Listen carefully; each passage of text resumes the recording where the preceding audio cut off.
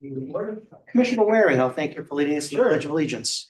Pledge of allegiance to the flag of the United States of America and to the republic which it stands, one nation, under God, indivisible, with liberty and justice for all. Thank you, Commissioner. Okay, first up, we have on our agenda discussion and or approval of last meeting's minutes.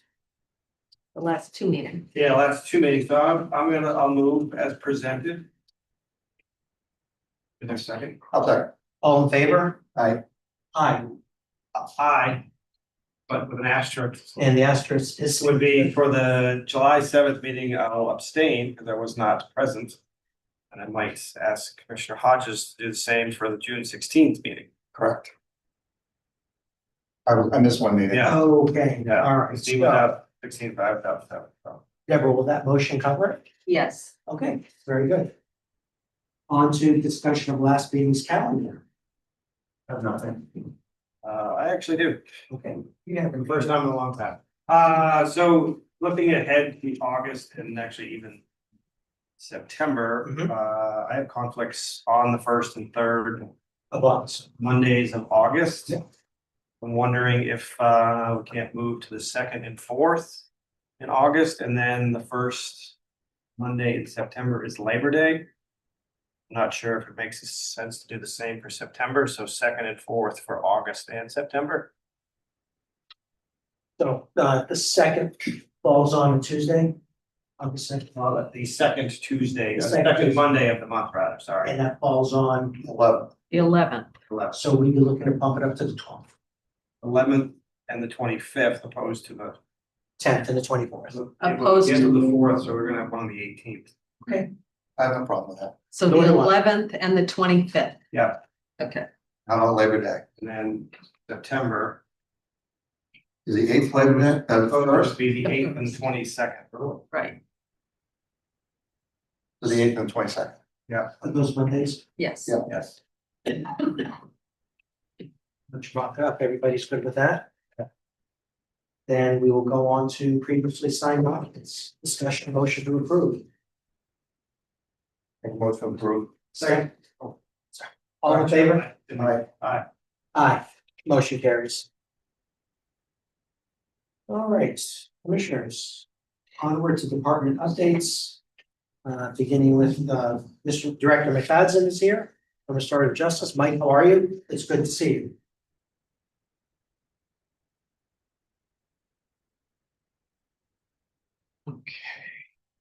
Good evening, everyone. It's nice to see you. To start with, we'll look at the budget. We're 56% through the year. The department has expended at the rate of 54%, so we're right on par. Just a little bit behind where we would be to be at 56%. The one area that is close to being totally expended is the office supplies line. There's a outstanding WB Mason bill that isn't showing on the as being paid yet. And as soon as that gets paid, it's going to be draw us down to close to zero in the office supply line. The drug screening supplies, we have not had to buy any as of yet, so I haven't expended that amount. That's $1,788, but that will, I expect that will probably be expended in September or the beginning of October. Will be about the time where we'll be down to the point where we'll have to buy the saliva screen kits. But budgeting is right on. All the expenses and where we're at with the budget is where I expect it to be at this point. Revenue wise, the New Hampshire Juvenile Diversion Network, they run on the state fiscal year, so our contract just expired. We did get an approval of money that's coming into the state from the feds, as well as the Bureau of Drug and Alcohol monies are gonna come through, so the executive council did approve an expenditure of money to all of the juvenile diversion programs. We just don't know how much that's gonna be yet. I just know that there's money coming. They just haven't sent a contract or what the expected amount will be for fiscal year 26, which started July 1, so they'll backdate it. As soon as we get a contract from them and get it signed, that'll be signed and then backdated, then the money will come probably in October if it's the usual timeline that they follow. Casework wise, we're sitting at 59 active cases. And looking in my email, I've got a couple of new referrals that came in. But I also have on my caseload 3 individuals that are going to be graduating from the program this week and next week. So it's going to be an offset. I currently have 59 active cases that are a mix of juvenile, felony, and misdemeanor referrals. So everything is firing on all cylinders as we expect it to be. As you know, I turned in my letter of resignation. I think the department will continue to run well. Jackie and Shannon both will be able to manage those cases. That'll be 30 cases apiece. So it'll keep them occupied until a decision is made as to what direction you want to go into as far as filling the director spot. And then once that third person is back on board, it'll go back to the 20 to 25 cases a person. It'll be much more manageable for them. That's kind of where we stand at this point. First, sorry to receive your resignation. It's been, it was great to work with you when I was here and certainly here from this side as well. You will be greatly missed. And very much thank you for your service to the county and running restorative justice for the past many years that you have. So thank you very much. Thank you. I mean, I was able to do what I do, one, obviously with the support of Jackie and Shannon and past case managers that worked with me. Deborah and her staff have been extremely supportive. Lori is super helpful when it comes to the budgeting and dealing with things. I've had nothing but positive support. So I thank them immensely. And finally, I have to thank you guys and this group of commissioners, as well as some who sat before you, but mostly you guys are the ones that I work with. You stood up for me in front of the delegation. You fought for me. You fought for the department, and that's not an easy thing to do in this political world that we walk in. And it's easy to not fight for somebody and let them hang out there on their own. And you guys didn't do that. So I'm greatly appreciative of the fight that you guys put up for me and the support that you have had. You've been extremely helpful in working through the budgeting process. You've been unbelievably supportive throughout everything that we've had to do. So I thank you guys. It's not what I do, it's you guys giving me the tools to do it. And then most importantly, letting me do it. And that's why it worked, plain and simple. I echo Glenn's comments. Had a much shorter time to work with you, but it's been very enjoyable. Respect the job you've done, you do for the community and the people you serve. And it was easy to stand up for you because of that. And that's the reason we did. Thank you. Certainly, I echo my fellow commissioners' sentiment wholeheartedly. I would add, in working with you, that I always found it quite extraordinary how much you got done with so few resources. I think the way you manage your department demonstrated tremendous efficiency and dedication. So thank you for all of that. And I think you know from this quarter you'll be missed. Thank you. How many years total has it been? I started in March of 2014 when Brian was the director, and I came on as the juvenile case manager. And then in 2017, when Brian retired, I took over. Yeah. So it's been a few years. Pittsburgh's gonna be in trouble, huh? They could be. I got a few projects, and some trees to cut down, so. Wish you the best. Thank you. Thank you. very much. I won't even count on that. Thank you. Thanks, Mike. Take care. Okay. We have priorities, Laura Point. Laura, how are you? Nice to meet you. Laura. Hi, how are you?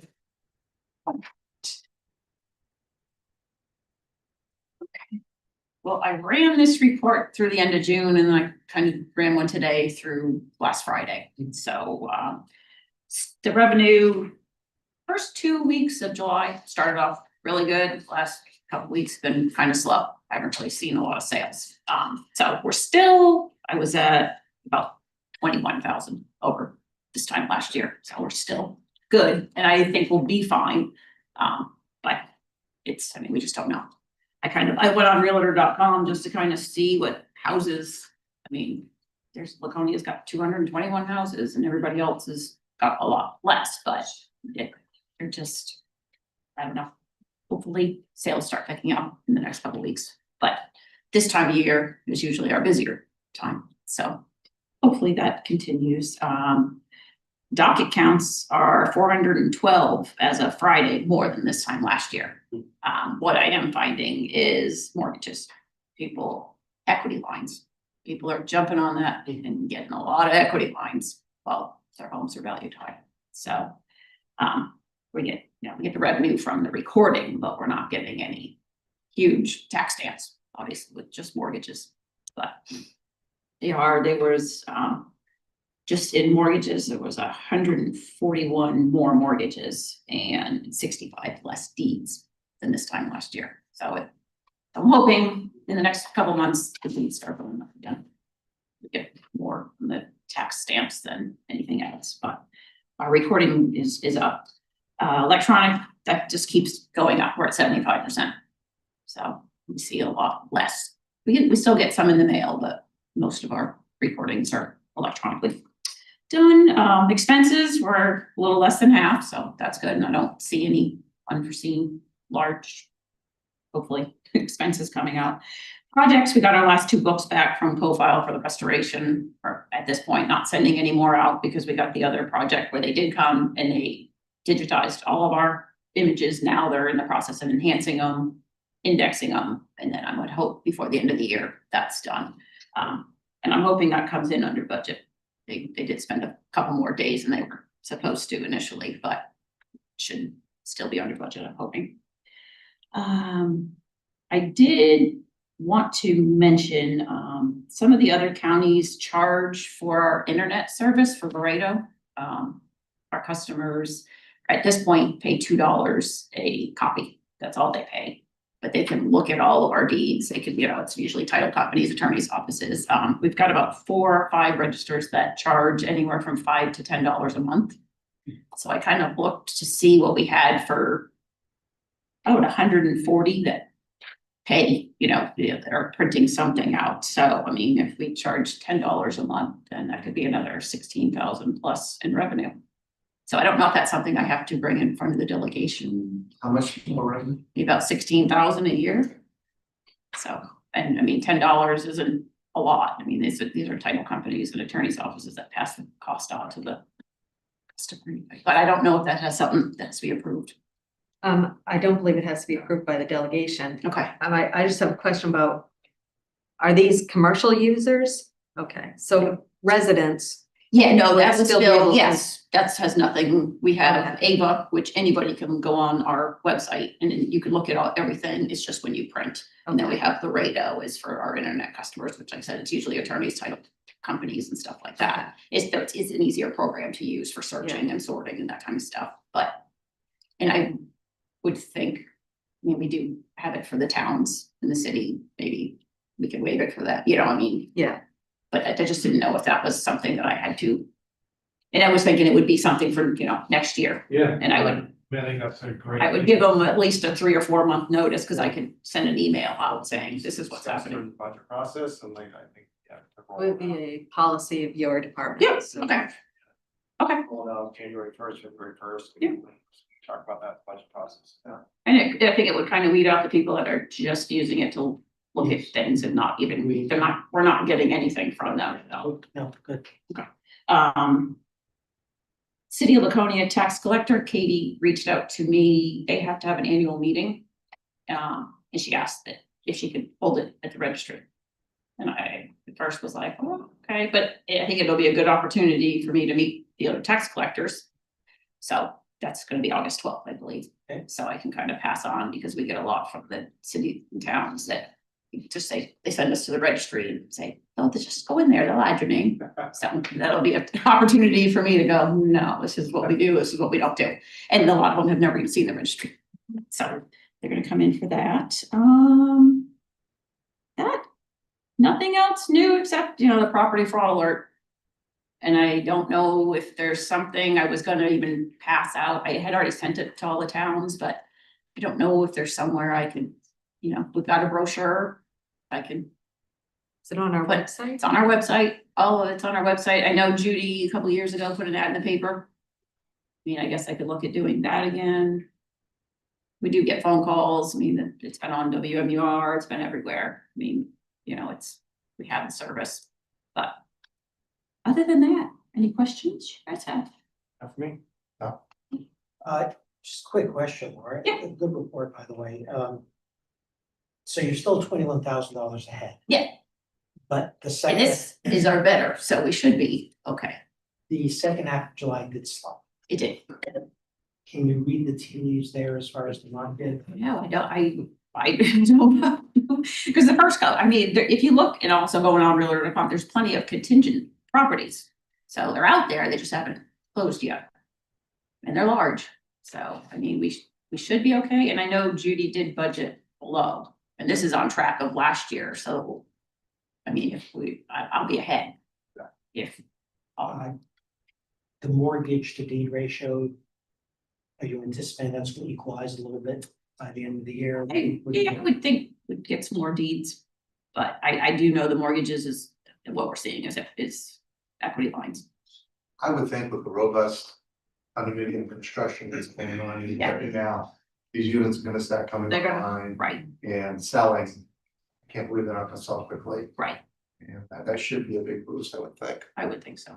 And like I said, the first half of the year is usually our slowest and we're still ahead 20. So I think we'll be fine. And that's comparing it to, I think 960,000 for revenue. And this year we only put in 9. So I think we'll still be okay, but it's just a guess. So. And rates, I know they would like them to come down, but I think I looked at when I did this report, it was still 30-year fixed was 6.81. Come down a little bit. They've come down a little bit. But like I said, most of the mortgages are home equity lines. So, but everything else, the department's good. Everything's going well. Okay. All righty. Laura, thank you. Thank you. Yes, you too. Thank you.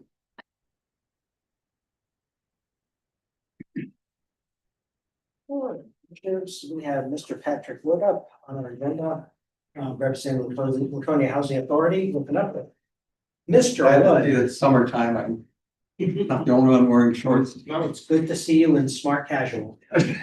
Sir. Commissioners, Patrick Wood, from Bowler, our executive director, and Jonathan Field are here today to talk about what's happening with the Congregate Housing Services Program, and give you an update on where that is. So Kathy. Thank you. So we had done quite a bit of advocacy in the state of New Hampshire. We came here, we went to the city of Laconia, we also went to the State House. There was 700,000 put in the budget.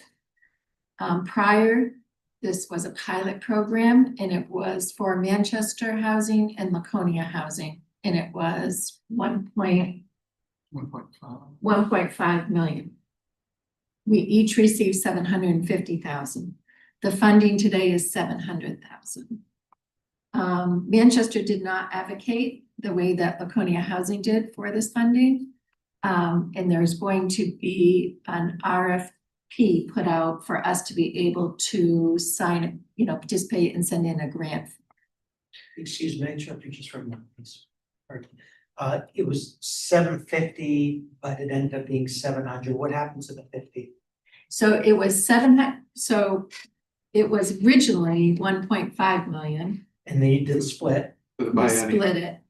And we went and advocated and participated in conversations, and based upon how much money we were actually utilizing, we petitioned for 700,000 for 2 years. So we felt we could be able to service our residents for that funding level and be able to manage the program. We knew we were not going to get $750,000. Okay. There was no way that that was going to happen. Can I add something, Ken? Just to clarify. The prior 2 years, the budget that ended this year had $1.5 million in it, which was split between Manchester and Laconia.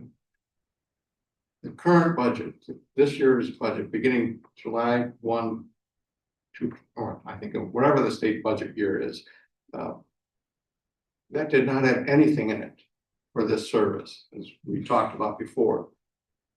Through our advocacy, both here, city council, and with the state legislature, we were able to get 700,000 put back into the budget. The question is, who is going to get the $700,000? And that's where we are now. So it is going to come to a grant. You're both going to apply for that funding level. We had met with the state of New Hampshire DHHS, Wendy Altman, who is the director of Elderly and Bureau Services, and she stated, and it's true, there isn't enough funding for 2 participants to be able to be awarded the fund, so it's going to go to 1 participant. So what we would like and what we are here for is to ask for, and we have documentation on our statistics on how many people we served, what we were able to accomplish in the program. What we would like is like a letter to be able to put in with our application for advocacy. We were able to serve 38 people. Total of 38 unique individuals, on an average about 27 individuals a month.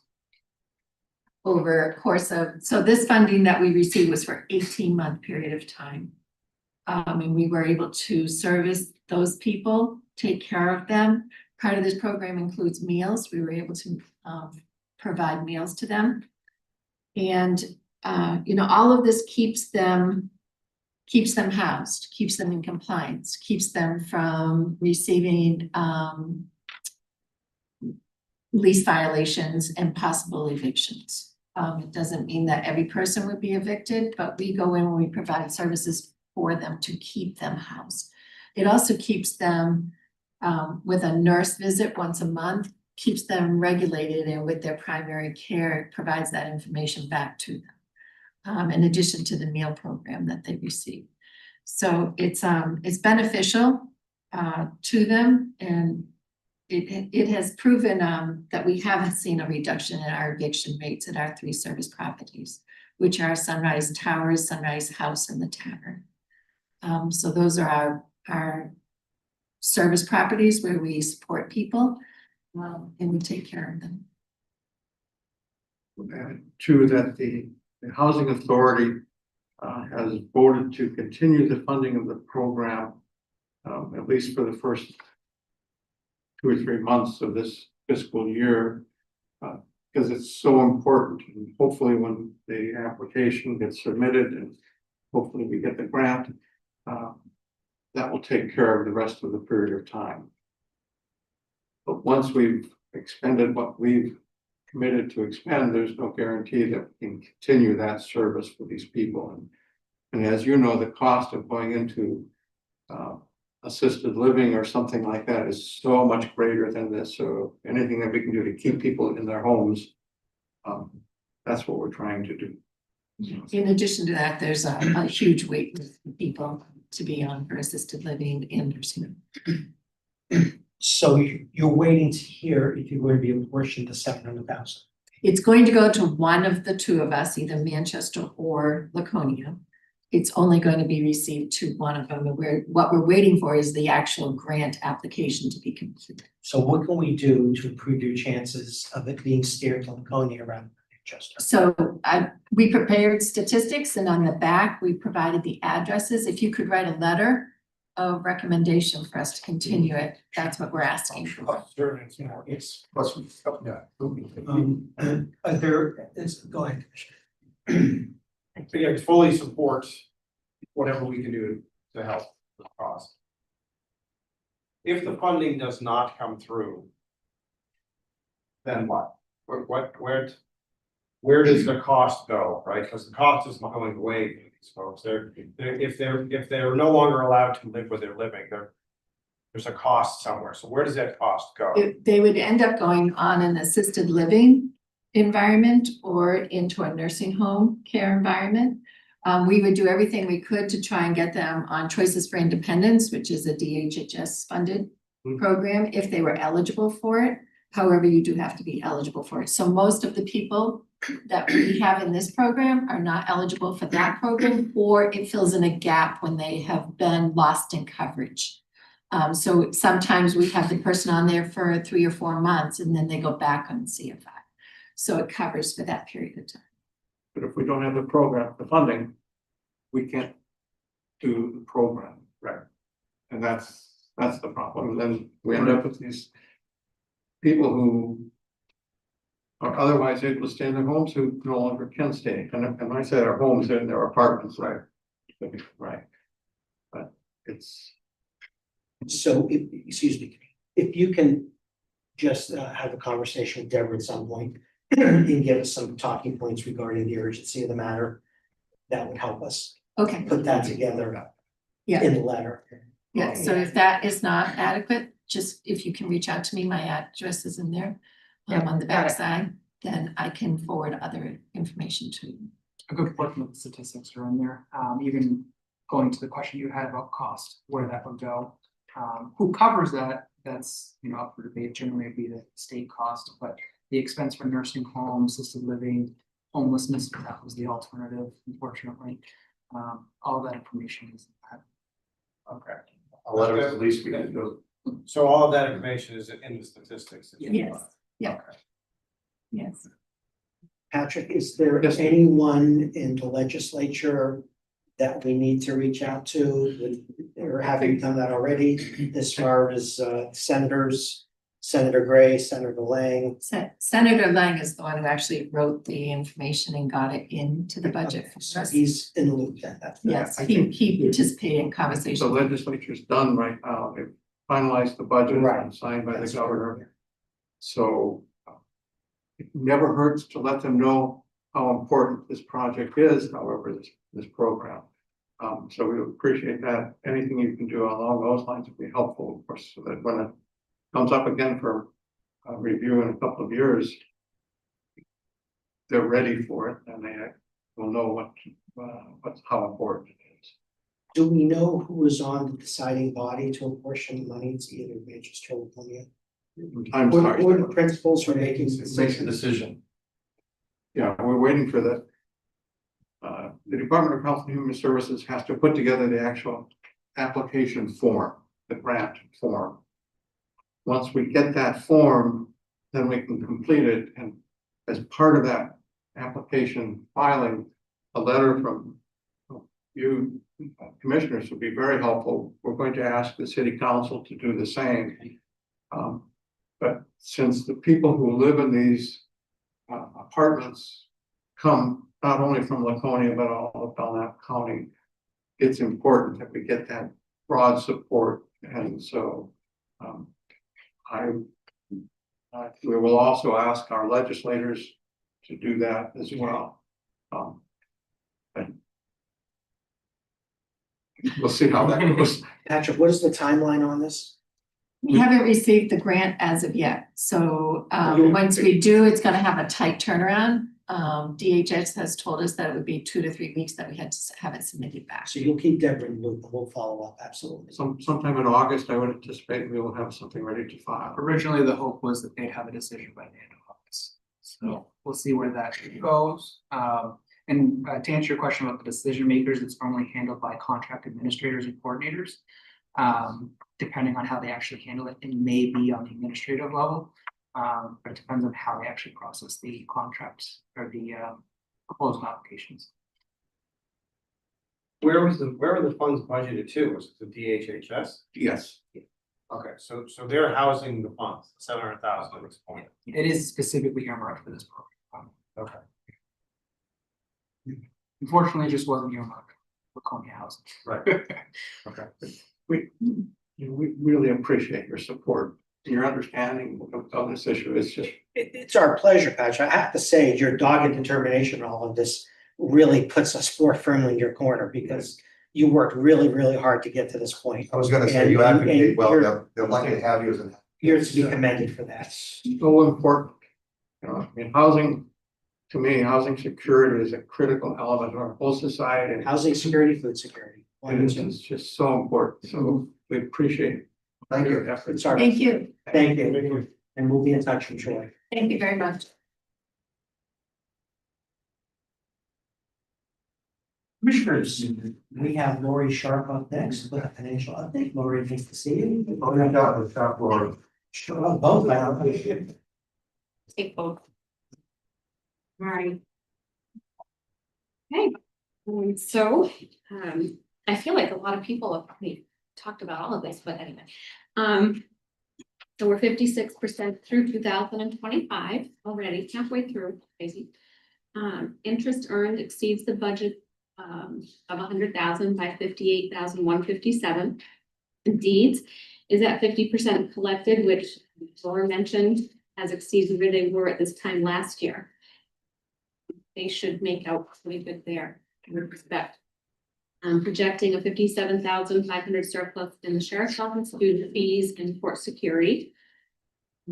Projecting a $13,500 deficit in corrections, but that actually recent information that may turn around some because the census for the first part of the year started off a bit low and it's actually started to increase recently.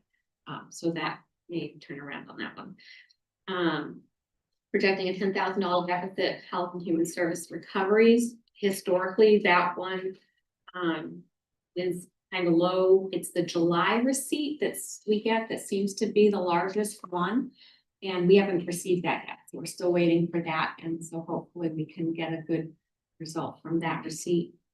The nursing home continues to have a higher private pay census, and you can see that reflected by the projected surplus on that line. And I recently learned that will probably increase a little bit more. Another person in that census. So the nursing home surplus is 644,385. Overall, for the nursing home and the general fund, I'm projecting an $820,450 surplus in revenue. So that's really pretty great news. On the expense side, the general fund and nursing home expense is 52% expended. County convention, and not a lot of things are real different from last time. County convention is projected to have a $300 deficit due to meeting fees. The county attorney's office is projecting a $24,802 surplus due to an open position there, and then also some savings in part-time wages. Maintenance is projecting a $10,187 surplus, and that's good for now. But they've had some unexpected things happening there. There was the toilet in corrections that needed to be replaced, and the sewage grinder being the big one needing to be done, and then the heating fuel line, we're anticipating that to be too low. And for to go over actually, and that would be too low because of budgeted number being cut at the beginning of the year. But we're watching that obviously, like all of these. There are items that were budgeted for that have not been purchased to cover these overages. For instance, the carpet extractor, the driveway crack sealing project, and the arborist project. Those bids have been done or they're not planned to be done to cover for these unanticipated things that have been going on there. Corrections has a surplus of $202,721. That's due to savings in dietary. Again, they had lower census at the beginning of the year. That may level out a little bit if that census is going up. And then saving in wages and health insurance, well, they have some open positions there that are creating a fair amount of that surplus as well. The nursing home maintenance is projecting a $15,000 surplus due to anticipated savings in electricity. Rehab services has a $30,000 deficit, not to be concerned with because that's actually offset in the nursing department. That was a health insurance change, person changed locations. And dietary services projects $127,000 deficit. Lots of things, mostly higher costs are going into that reasoning for that deficit. Nursing projects a surplus of $176,000 due to savings in contracted nursing services, part-time wages, and there's that health insurance in there, and that part was offset with rehab. Housekeeping has a projected savings of $35,000. That's due to open positions. And then physicians in pharmacy has a projected deficit of $75,000, and that's the Med B services. Just depends on what services are needed, and typically when Med B is high, Med A is low, and vice versa. The nursing home surplus, this number to me is a little scary, but the nursing home surplus is $1,611. Overall, however, expense surplus, the nursing home and general fund is $248,274. So you have another report that's showing the fund balance. So the revenue surplus paired with that expense surplus is $820,450. That would be an addition of $1,068,724 to the fund balance at the end of 2025. The estimated fund balance for the end of 25 is projected at $4,701,862. So that is a decent, exactly, that's a decent place to be. Our cash flow, which is also a report you have, is currently, our cash position is currently $5,273,974. I realized that the actual, it only says actual through June. I have actuals in there for July, but obviously the month's not over, so it just says projected, but those are actuals through the weeks that we've gone through in July. But we do continue to project the need for a second borrowing in October, although that did get pushed out a little bit with the pro share money we received. We had received a little bit more than what we had expected, so that was great news on that. And then the last thing we have is the nursing home accounts receivable balance and history report. We continue to collect at 98%. You can see that May, we had 91%, but then in June, we had 99%. So that just makes up for some of the prior months. It was just receipts that came in later. So that evens that for overall for May. Any comments, concerns? I do not. I'll leave it. I'm liking the projection on fund balance. That is, yeah, that is. Lori, the overall surplus, is that a number you anticipated earlier in the year? I think that the expense surplus, we might have anticipated we would have wanted it to be a bit higher than what it is right now. The overall surplus, I don't think is a bad place to be. The revenue is carrying a lot of that. And some of those capital improvements, the driveway, and what else did you mention? Driveway, the arborist project, and the other one, oh, a carpet extractor. Okay, And we have a carpet extractor. The thought, it's just they're sharing it. So as a matter of fact, last week I saw somebody pulling it out of the vehicle to bring here. So it's, you know, it's just they have to bring it back and forth from the courthouse to here. what have you. So it was a thought to have an extra one. So there is one at least. Did John indicate to you that it would be perfectly okay to postpone the driveway seal maybe to next spring? I don't think that the driveway is in jeopardy of, yeah. And, right, we have these emergency things. So there's nothing critical there. Okay. And the surplus is good. Okay, very good. Commissioner Arjun? Where do we stand on the 2024 audit? The 2024 audit is still in process. This has been a long process the last few years. They've had significant staffing issues. I talked to them last week. They lost their 3 senior people over the last few years. They got them back, 2 of them back recently. So that process is moving along, not as quickly as we want. As a matter of fact, our audit process went out, an RFP went out for it. We got 2 bids for it, and I'm in the process of checking references right now. Okay, that was my next question. The pricing of them both came in very, very close. One of the significant differences was they both give a timeline on when the final reports get Who were the presented. 2 bidders? One is CBiz, who is doing it currently, and the other one is CLA, and I'm not remembering right now what that exactly is. Okay. Larson. Yeah. Okay. And I understand that 2 people just went with CLA recently.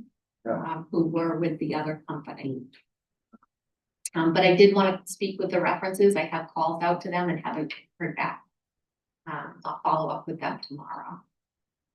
Okay. Hopefully next time we'll have a recommendation for them. Thank you, Laura. Thank you. Thank you. All right, commissioners. We have Director Shelley Richardson. Hi, Bill. Shelley. Good evening. You have for us. I have a recommendation for contracted dining services.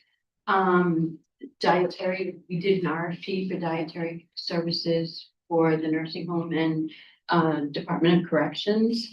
We had 4 vendors put in for the RFP. We met with all 4 of them. A few of us, the department heads. We then picked a sampling of 2 of the companies that we really, really liked their programs, what they showed us. Wanted to talk to them individually. We had another team of the corrections and myself and CO and the director of nursing meet with them to go over what they planned on doing, how they would staff the facility, what the meals would be, wanting to have the dining room open.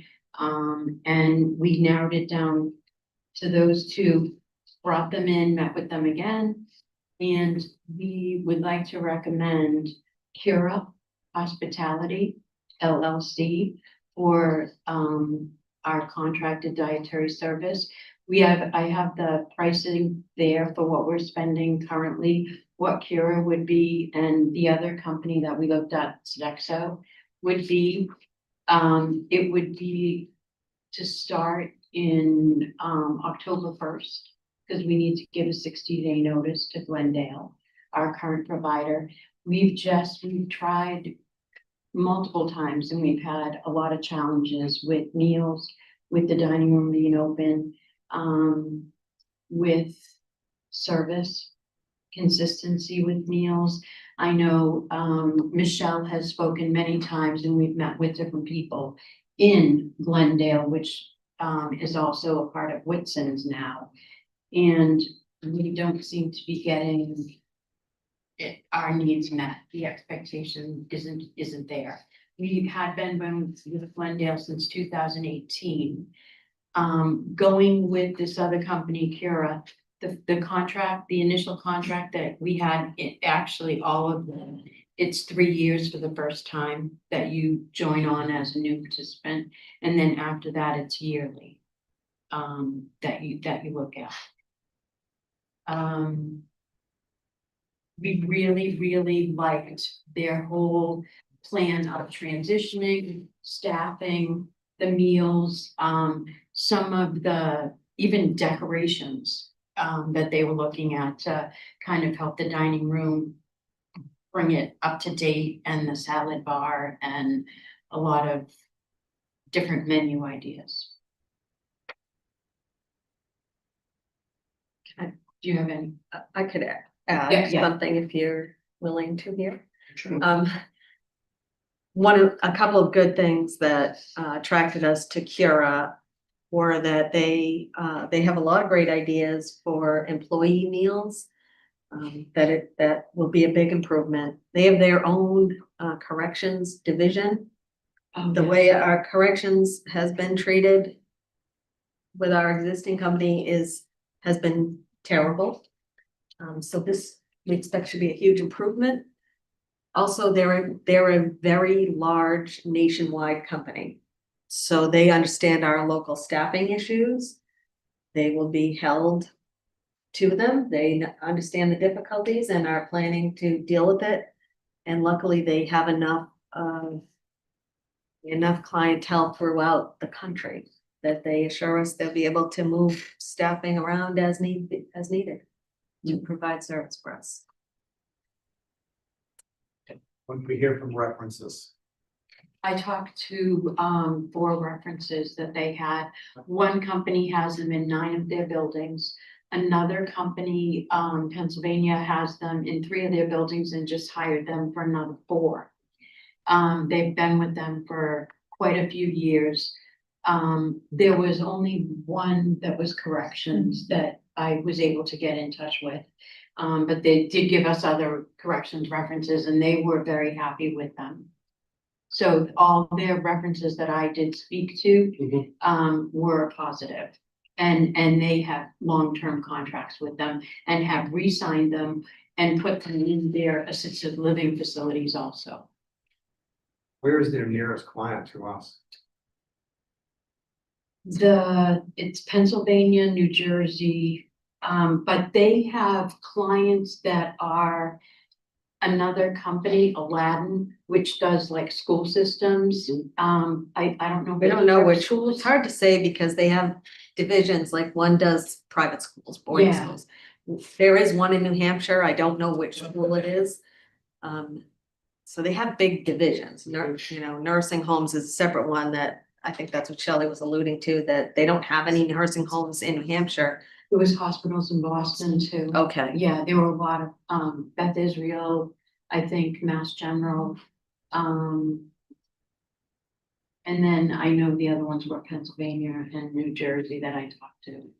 Part of it, we knew that the decision to change from what we have was not a difficult decision.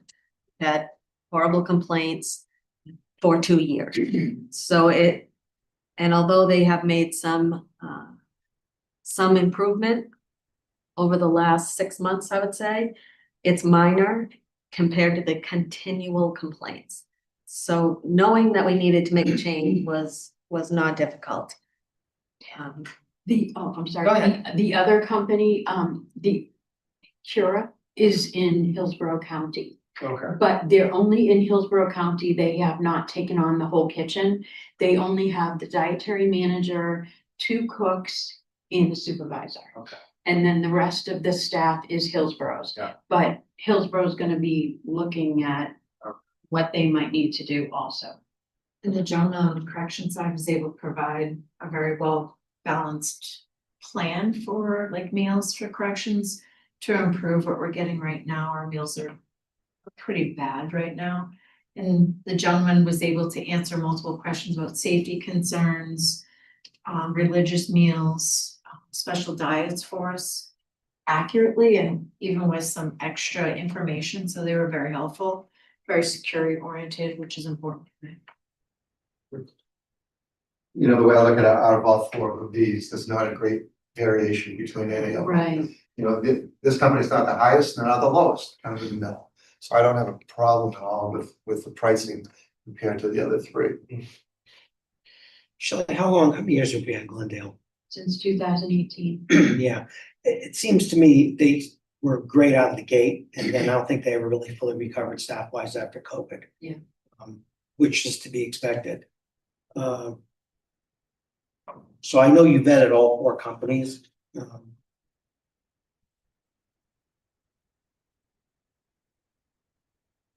In terms of your dissatisfaction with Glendale, they did make an effort to try and satisfy those complaints going forward to secure They during the did, but contract.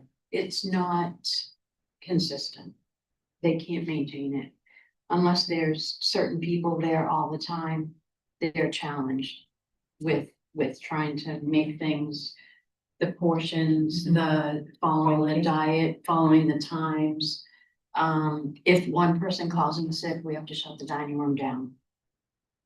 Okay. Selexo, Sodexo, I've heard of them. yes. Anything interesting about them in terms of their application? Something in particular you didn't like or you didn't feel they were strong enough? I was concerned about the staffing pattern that they showed us. That was a question, because right now this company is looking at like 736 hours is what their staffing model was. What we have right now for Glendale is 601 hours, and Sodexo had 536. And I asked them, how are you going to, are your supervisors gonna be hands-on people?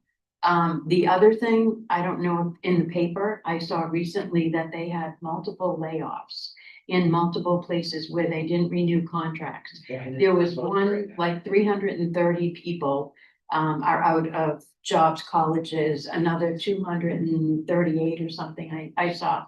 And I had shared that with the county administrator, that there were concerns about why their contracts weren't being renewed. In the end, Shelley asked both of the companies, you know, if we get in a jam and we end up with nobody, what can you do for us, Yeah. essentially?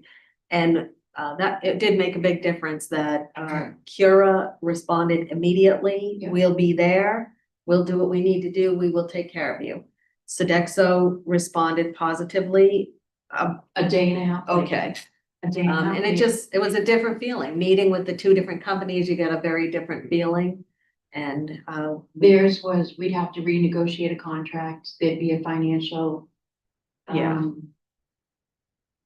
So, I don't know, I just thought Kira was more attentive to our needs and expectations. yeah, they talked about Answers. weekly, like a report card where they want to actually make sure, hear from the superintendent, hear from the nursing home administrator, meet with the residents in the nursing home. It felt very different, I think, and should be a significant improvement for very similar money to what we're currently paying. Mhm. And the residents do know, I talked to them that we were putting an RFP out. I went to the food committee meetings twice and I went to resident council twice to tell them. Because they had concerns, they wanted hot meals in the evening. Opposed to having the hot meal all the time at lunchtime and then having a cold sandwich or cottage cheese and fruit. They wanted to be able to have at least 3 nights a week, a hot meal. For the inmates, they wanted variety, and currently there's very little variety, and Cure was able to provide a menu that gave a lot of different options for, so the inmates wouldn't be getting hard-boiled eggs 5 or 6 days a week. There would actually be oatmeal or different things like that, which is huge for my population. Having a little bit of variety is helpful for. Of course. Yeah. Well, I think you've done your diligence. yeah, Shelley. What say you, commissioners? Is there a motion? Sure, I'll move to accept the recommendation of the nursing home administrator along with the team. Award the contract to Cura Hospitality. I'll second. All in favor? Aye. Aye, the motion carries. Shelley, thank you. Thank you for the due diligence on Yes. this policy. Thank You you. were very thorough. Thank you. And you too, though. The next thing that I have under other is, we had put out an RFP for 3 mini splits. AC units for laundry. It was budgeted in maintenance for 20,000. we ended up getting two bids, one from KPMB Enterprises for 19,900, and the other one was from Wicked Cool Mechanical. Both companies have been in the facility. We've used them for multiple things. John's used them for Wicked Cool and KPMB for multiple things with our systems, mechanical systems. I did talk with RJ, our environmental service director, and he felt that we'd be fine going with KPMB for the mini splits. We have one mini split working right now. The other one is working, but it's got a bucket underneath it because it's leaking water. The other one is not working. They're all about 20 years old. They've had their life expectancy. So we need to replace them. Shelley, there's about a $4,000 difference in price. Are they on the same equipment, the same components, the same brand? I think it's the same thing. It's what we asked in the RFP for similar things. I'm not sure if one was a different brand, but it was the same request for the mini splits. I'm assuming John checked the BTUs of both boats. I believe RJ did. RJ did, okay, okay. Yeah, I was. Wanna make a motion? I move that we accept this request to replace the 3 splits. I'll second it. All in favor? I. Aye, motion carries. Thank you. Thank you, Shelley. You got 20 years out of the mini splits. Damn. I know, I think You got 15 years out of my mini splits. Had Put them on Facebook Market. Okay, Commissioners, next up, public comment. Do we have any members of the public who would like? Oh, we have another other. Oh, there's more other? This is the first time you didn't ask me, but yes, you have another. That's just. Oh, Shelley says I'm the. Kelly was talking all your time. Yeah, don't be shy. Shelley. I do have something. I have something for the commissioners and for the county administrator. So over the last few years, I've sat before all you folks with all the different projects and ideas that we've come forward with, and RFPs and contracts and spending requests and all that as it relates to what's on this. I want to present you all with a certificate of appreciation for each one of you in recognition of sincere appreciation of your outstanding support and leadership over the past 2 years towards a successful advancement of critical public safety infrastructure projects, including communication center overhaul, county land mobile radio rebuild, mobile data terminal program, Tri-Tech IMC consortium project, and the Belknap County Superior Courthouse holding rebuild. Your commitment was instrumental in bringing these essential initiatives to completion, greatly enhancing the public safety and service capabilities of our community. On behalf of the men and women of the Belknap County Sheriff's Office, we thank you for your dedication to public safety and for your continued partnership. And it's signed by myself and my chief deputy. Wow. So we really do appreciate what you do. Now, what I can say is these picture frames are Sheriff's Office budget friendly. So I don't recommend to hang them in your house, but use them as a protective sheet. So thank you very much. Thank you. I really appreciate it.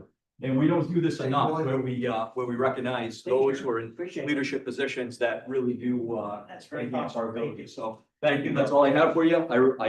I promise the county administrator I'll keep it short. I'm not gonna ask you if you have any more. Having dinner with her. Thank you, fine department. Thank you all. Deborah, is there other? I have no other. Oh, no other. That was the only other. So, That was the only other. so we'll take public comment then. Mr. Wood? Thank you, commissioners. I'm the chair of the Laconia Human Relations Committee, and one of the things that we talked about at our last meeting is establishing some sort of a program that I've sort of entitled Know Your Government. And what I would like to do is to have different elements of our government, local government, present themselves to the public. I'm not exactly sure how we would do that.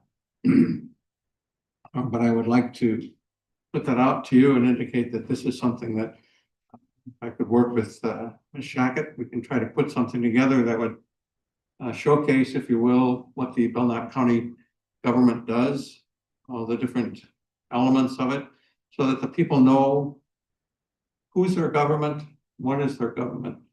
And it's an opportunity to hopefully engage the community without getting into politics, just to explain what our government does. I think there is a real need for that right now. Too many people don't seem to fully comprehend what it means to be a democracy, a republic like we are.